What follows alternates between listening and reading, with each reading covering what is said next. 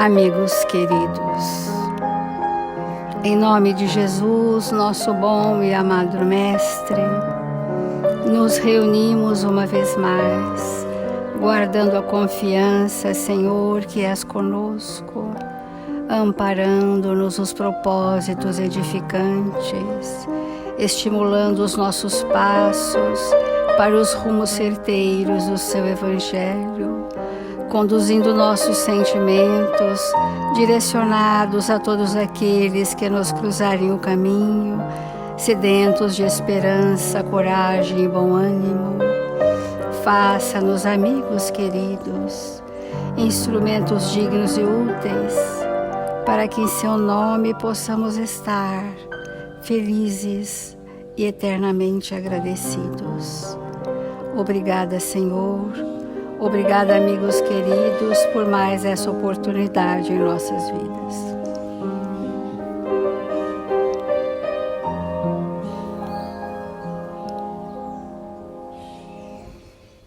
Do Evangelho segundo o Espiritismo, capítulo 5, Bem-aventurados os aflitos. E nós estamos refletindo sobre provas voluntárias. Perguntais se é permitido abrandar as vossas próprias provas. Como as provas têm por objetivo exercitar a paciência, a resignação, a inteligência, nós somos dotados de livre-arbítrio para atenuantes e agravantes. A prova é um planejamento que pode ser executado na totalidade ou parcialmente. Isso ocorre por conta das nossas escolhas. A grande maioria dos nossos sofrimentos se deve muito mais às escolhas enganosas do que à prova propriamente em si, que traria para nós um estado de ajuste com a lei e pacificação da consciência. Então, há mérito quando procuramos as aflições, agravando as próprias provas por sofrimentos voluntários. E é interessante, né? A isso responderei muito claramente: sim, há um grande mérito quando os sofrimentos e as privações têm por objetivo o bem do próximo. Vamos pensar em Madre Teresa de Calcutá, Irmã Dulce, esses espíritos que escolheram a abnegação absoluta. Isso implicou em terem muitas aflições, muitas dificuldades, muitas dores, que não as fizeram esmorecer em tempo algum. Então, esses sofrimentos e privações, quando têm por objetivo o bem do próximo, é a caridade pelo sacrifício. Então elas, entre outros tantos, escolheram a caridade através do sacrifício. Agora, quando não tem outro objetivo senão a si mesmo, porque resulta do egoísmo e do fanatismo, como ontem nós falamos. Há pessoas que têm prazer mórbido de sofrer e pensam que essa vitimização vai levá-las à redenção espiritual. Só que isso são agravamentos da prova, não são caminhos de solução. Muitas pessoas estão agravando a prova num agasalhar-se na dor eterna, numa vitimização que não se libertam, e isto é que tem feito o peso, né, das provas de forma insuportável. Então há aqui uma grande distinção a fazer. Para vós pessoalmente, contentai-vos com as provas que Deus vos envia e não aumenteis sua carga, às vezes tão pesada. Aceitá-la sem lamentações e com fé é tudo o que ele vos pede. Vamos dar exemplos bem corriqueiros. Recebemos um planejamento reencarnatório que são linhas gerais para serem vivenciadas, mas nós ficamos distraídos dos objetivos reencarnatórios e passamos a reviver as nossas más tendências em grau superlativo. passamos a ser intempestivos, passamos a ser irracíveis, irresponsáveis, inconsequentes, né? Ociosos, passamos a estar num processo de estagnação evolutiva. Quando a prova chega, ela está agravada, quando não disparada, precipitadamente, por essas posturas que nós adotamos arbitrariamente. É importante nós entendermos isso, porque a nossa, muitas vezes, indignação com as leis divinas está na direta relação de não percebermos o quanto nossas escolhas agravaram as nossas provas de forma a ficarem insustentáveis. Se isso não estiver claro para nós, não haverá ajustes com a lei. Só passaremos pelas dores morais, pelas enfermidades, pelas provações várias, sem nenhuma transformação profunda. Então, o que em mim eu escolho viver, que eu já sei que não é um bem e que vai disparar um processo que eu não vou suportar. Por isso que Jesus disse: haverá choro e ranger de dentes. Então, olha só, as provas, elas são na proporção da nossa condição. Isso é misericordioso.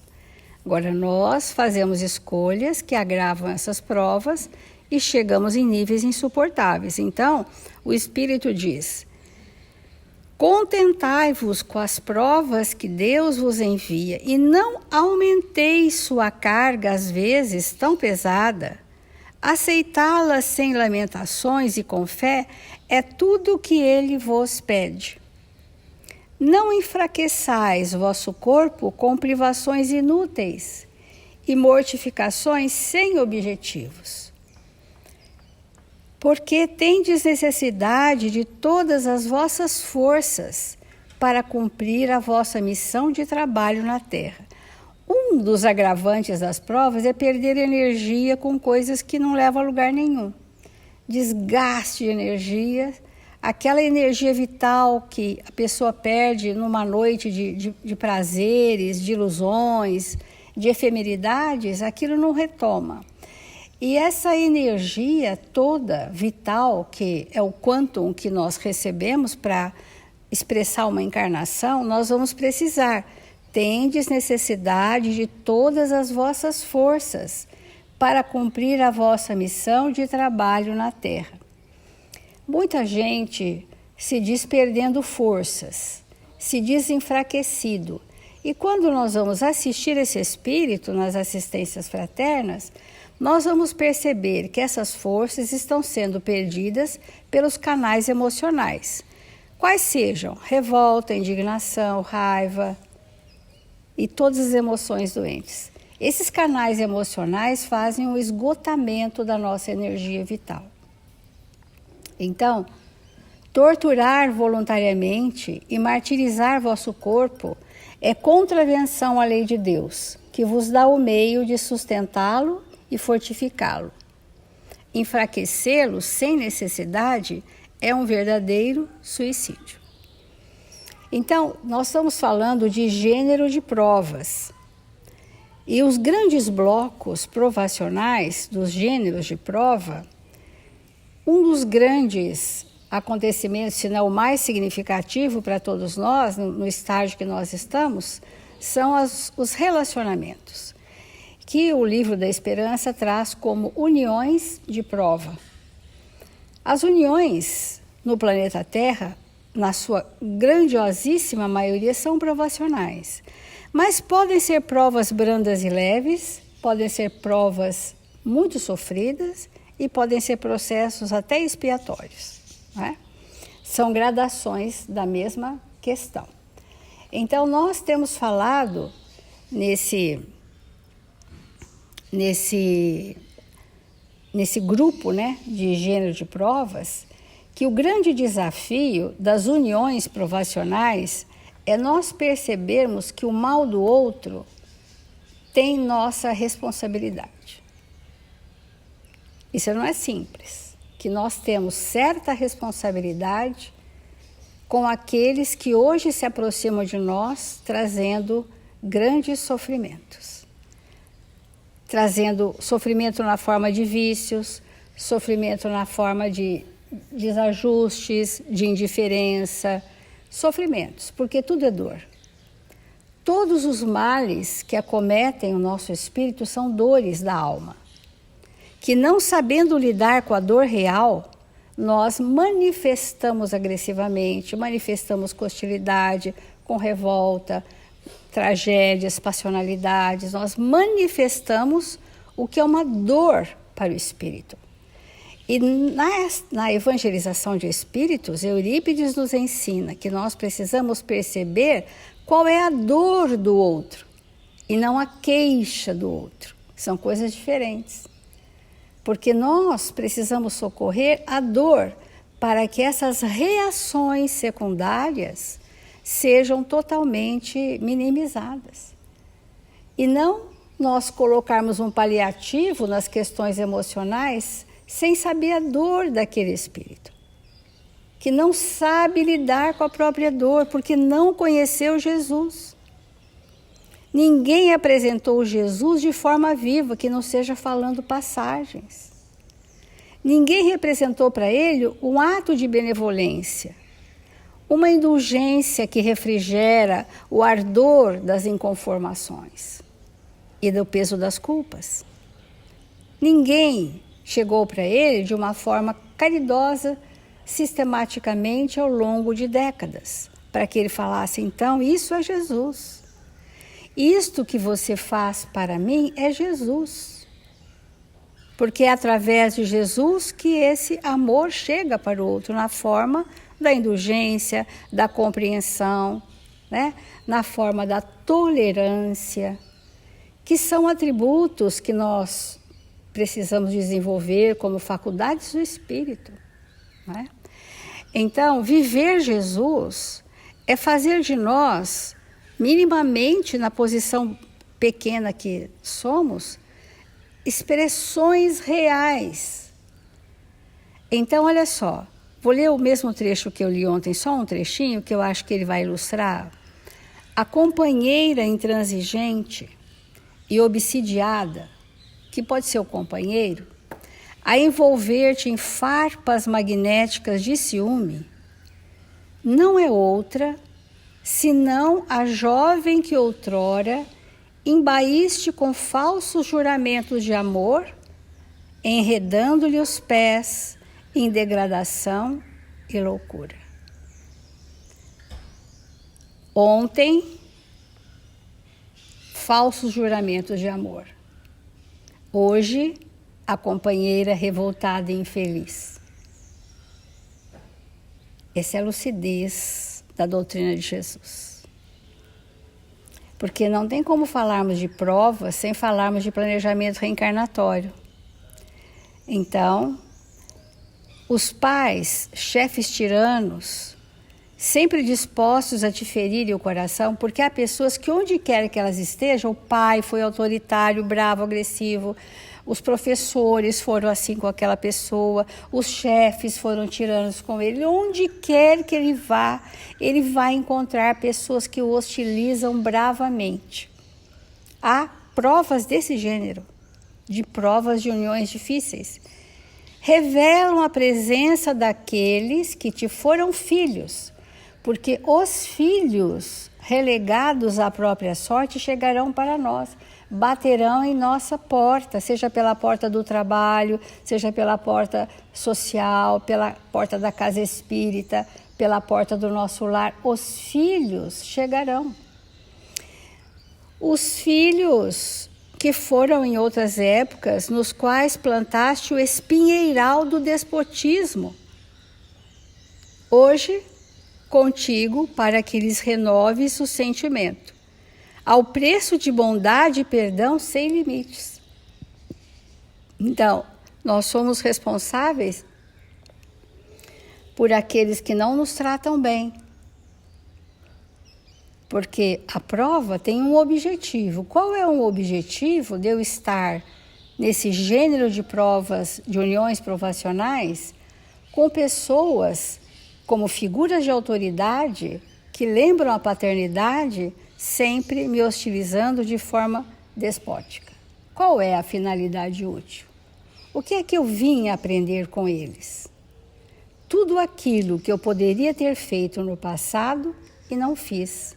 Esse é o meu momento de me curvar. Me curvar para aceitar e tratá-los tão bem, tão bem, tão bem que renovo o meu passado. Quanto a eles, não sabemos como reagirão, mas eu, em tratá-los muito bem, renovo o meu passado e me pacifico. Então, hoje contigo, para quê? Para que lhes renoves o sentimento, ao preço de bondade e perdão, sem limites. Essa é a prova.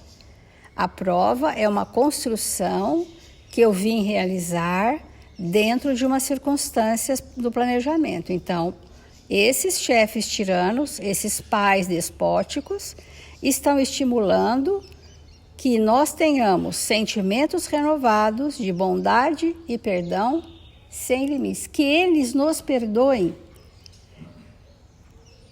Não é que eles precisam nos perdoar do mal que já fizemos. E é isto que a união de prova, nesse aspecto, tem para nos ensinar. Vamos refletir sobre isso.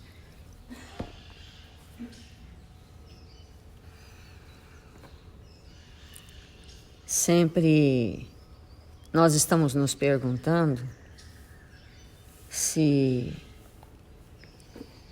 vivemos nesta existência uma prova em relação às uniões. Sejam, como nós temos falado, marido, esposa, filhos, irmãos, pais, né? Provas, e como nós temos dito, a prova causa em nós uma aflição.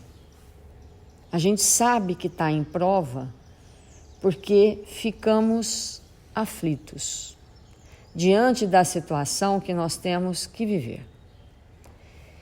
E quando Jesus esteve conosco, que lhe foi pedido que ele orasse para que nós pudéssemos observar a forma dele interagir com Deus nosso Pai, ele faz a prece dominical começando assim: Pai nosso que estais nos céus, seja feita a sua vontade, assim na terra como no céu. Então, todos nós conhecemos essa prece, essa oração. E muitos de nós fazemos essa prece inúmeras vezes. Entretanto, vamos perguntar para nós mesmos se nós somos esses espíritos que já compreendemos a vontade de Deus, nosso Pai, em relação a nós. Porque a grande dificuldade de nós vivenciarmos a prova é aceitarmos. Nós não aceitamos. E não aceitamos o quê? A vontade de Deus. Porque a vontade de Deus são as leis. E nós estamos sendo regidos por leis. Então, como a Célia colocou, se nós ferimos alguém, enganamos, fizemos com que aquela pessoa acreditasse que nós tínhamos por ela um sentimento e, na verdade, nós tínhamos apenas uma intenção escusa, nós caímos na lei de misericórdia, na lei de justiça, de amor e de caridade. Deus terá por nós a caridade de nos ofertar uma oportunidade de reajuste frente à nossa consciência, sem a qual não podemos prosseguir. Então, o grande impedimento íntimo de vivenciarmos a prova é a não aceitação.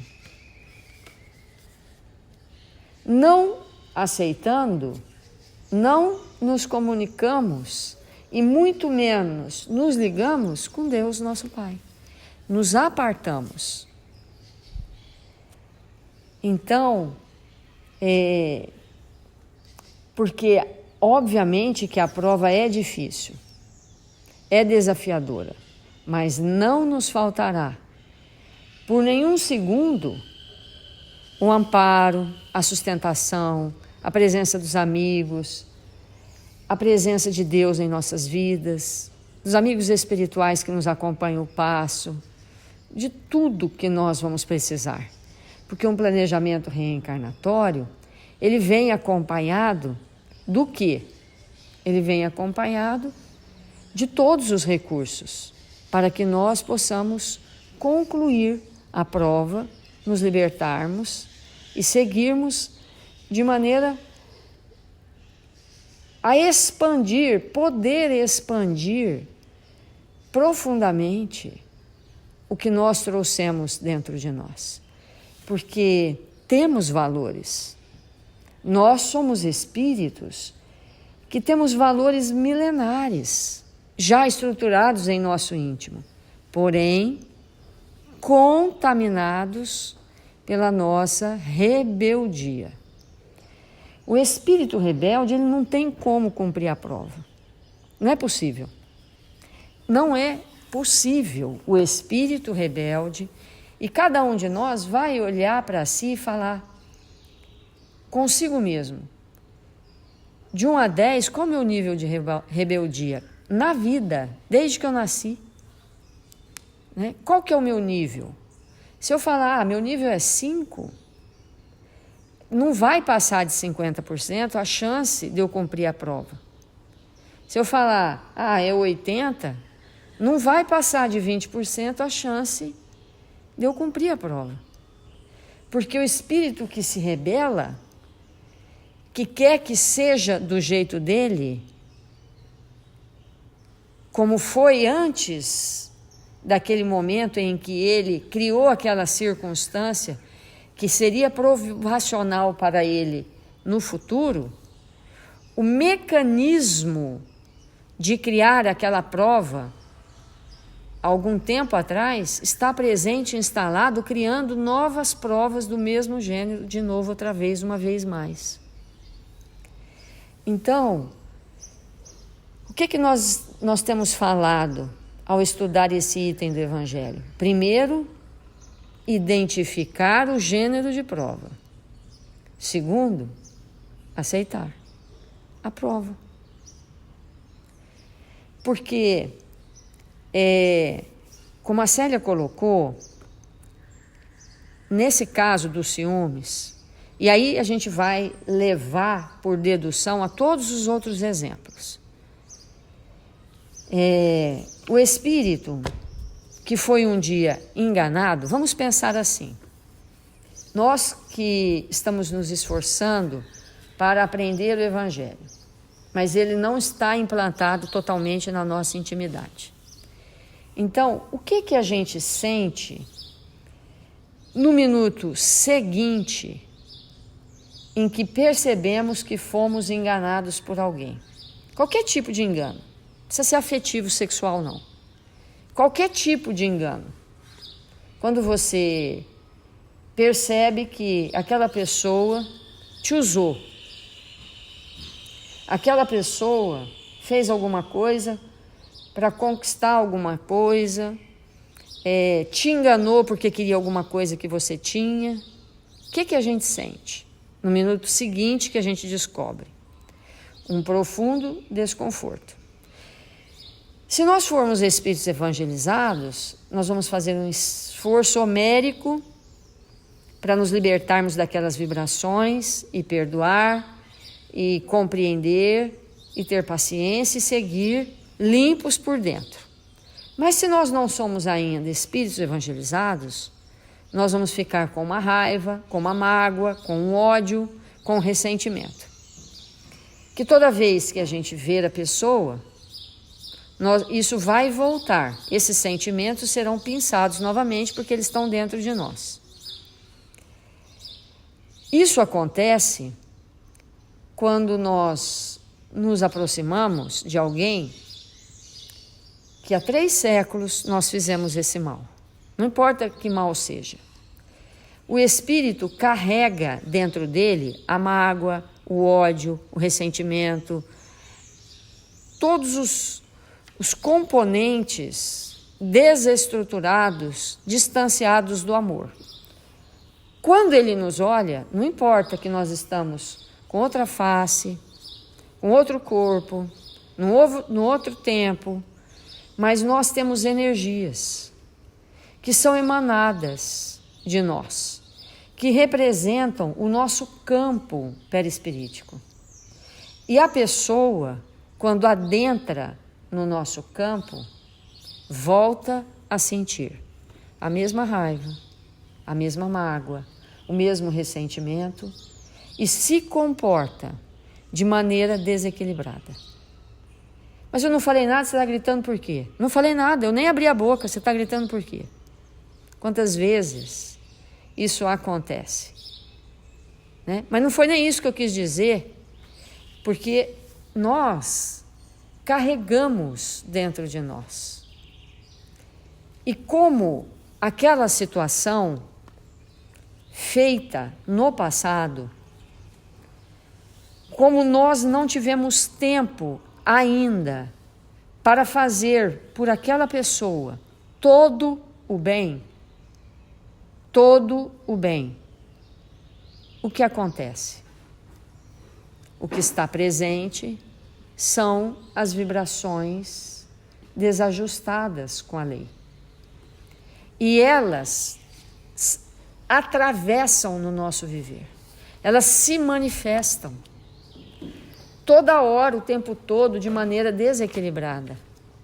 O que a gente olha para aquela pessoa e fala, meu Deus do céu, o que eu fiz para essa criatura, para ela me tratar dessa maneira, com tanto desrespeito? O que será que eu aprontei para que ela tenha um comportamento tão desajustado?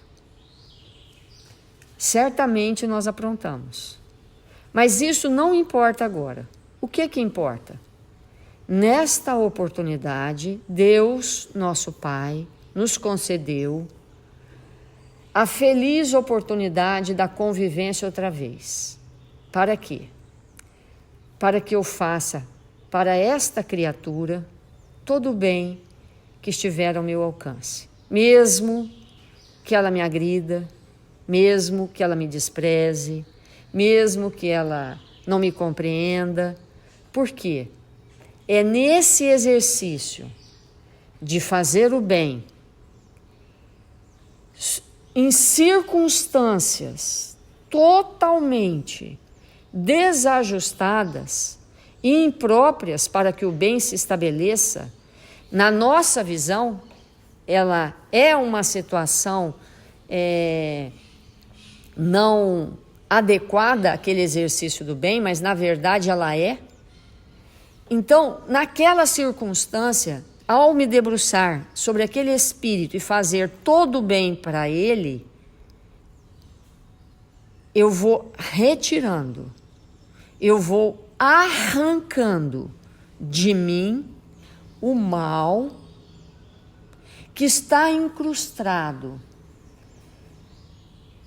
no meu perispírito, na minha memória, no meu campo vibratório, e vou me tornando um espírito melhor a ponto de nunca mais, com ninguém, ter atos como aqueles que eu tive no passado.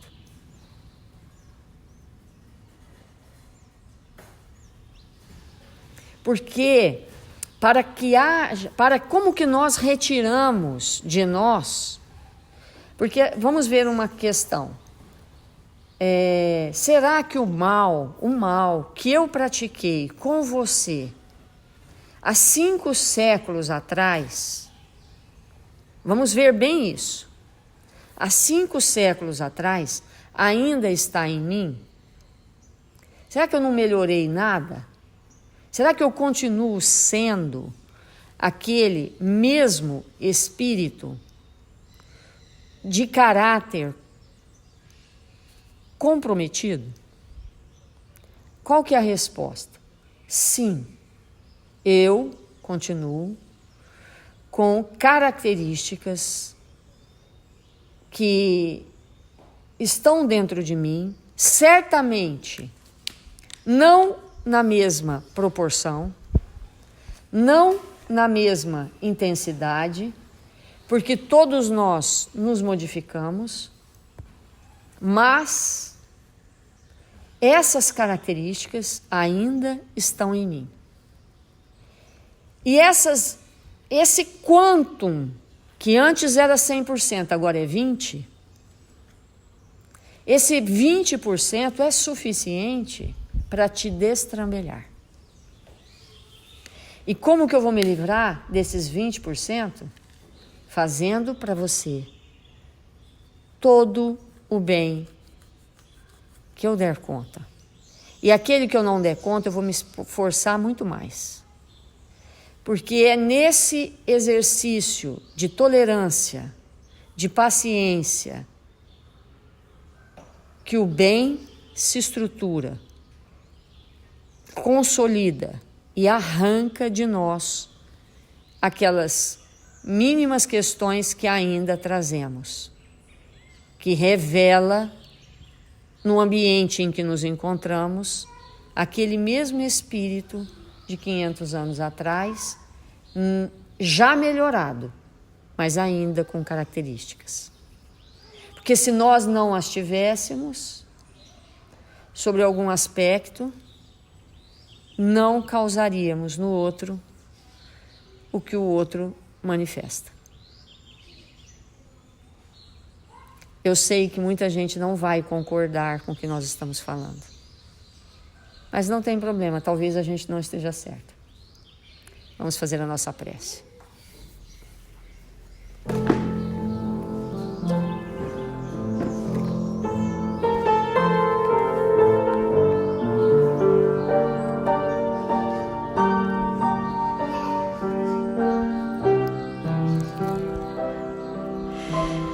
Senhor Jesus, divino amigo das nossas vidas, que nesta hora abençoada do nosso dia, nós possamos nos recolher em prece, nós possamos, Senhor, nos entregarmos ao viver reto, como o Senhor nos ensinou. Rogamos ao seu coração amoroso, Mestre, que nesta hora destaque os espíritos mais amorosos para socorrer os nossos irmãos, que se encontram desestruturados, nesta hora, angustiosos, amargurados, ressentidos, para que eles recebam do seu amor as vibrações luminosas a dissolver esse estado de alma. Que nós sejamos espíritos conscientes, devotados ao bem e à verdade, que sejamos amigos uns dos outros, que nos amparemos para nos fortalecer. Que neste dia glorioso da nossa vida, Senhor, possamos estar mais consciente do que viemos fazer na terra, conosco mesmo. Que possamos aproveitar as lições vivas do seu Evangelho para nos tornarmos espíritos melhores.